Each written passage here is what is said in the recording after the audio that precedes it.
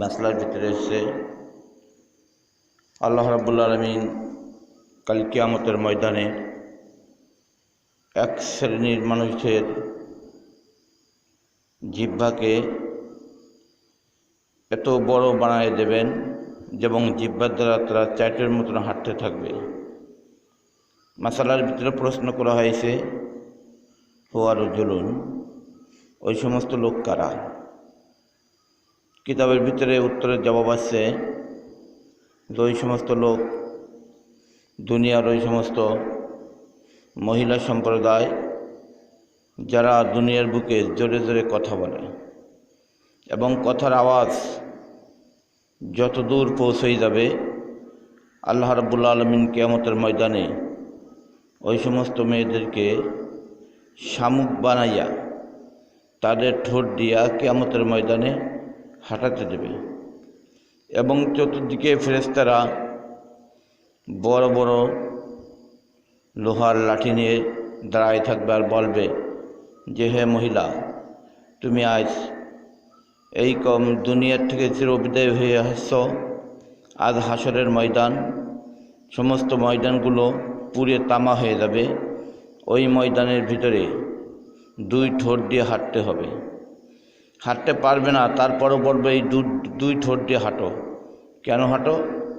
যে তুমি দুনিয়ার বুকে বসে বসে জোরে কথা বলতে, মানুষের গীবাত করতে, কারোর কোনো ভালো জিনিস বলতে না। এই কারণে আজকে তোমার এই হাসরের ময়দানে তোমাকে কী করা হলো? চাইটো বানাই দেওয়া হলো, একটা শামুকের ন্যায় বানাই দেওয়া হলো যে তুমি নিজের ঠোঁট দিয়া তোমার এখানে এখন হাঁটাচলা করতে হবে। নাউযুবিল্লাহি মিন যালিক। আমি সমস্ত মা বোনদেরকে বলতে চাই যে আমরা যারা দুনিয়ার বুকে জীবিত আছি, আমরা সকলে যেন আস্তে আস্তে কথা বলা শিখি, আস্তে কথা বলি। খবরদার কখনো কোনো জোরে কথা বলবেন না।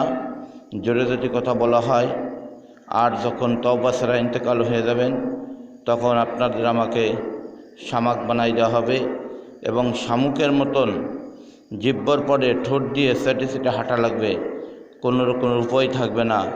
তারপরও এই হাঁটার পরে আযাব হওয়ার পরও এরপর আল্লাহ রাব্বুল আলামিন আপনাদের আমাদের জন্য ঘোষণা হয়ে যাবে ফি নারি জাহান্নামা খালিদিনা ফিহা আবাদা। তুমি চিরকালের জন্য এখন জাহান্নামে চলে যাও। যেই জাহান্নামে সমস্ত মুশরিকরা যাবে, যেই জাহান্নামের ভিতরে বেদিনরা ঢুকবে, সেই জাহান্নাম আপনার আমার জন্য অনিবার্য হয়ে যাবে। তাই আমরা যারা মহিলারা আছি, প্রত্যেকটা মহিলা আমাদের শিক্ষণীয় করতে হবে যে আমরা যেন সকলে আস্তে কথা বলতে পারি, আমরা যেন কেউ জোরে কোনো কথা না বলি। আল্লাহ রাব্বুল আলামিন আমাদের প্রত্যেকটা হাদিস এবং কোরআনের আয়াতের পরে আমল করার তৌফিক দান করুক। আমিন।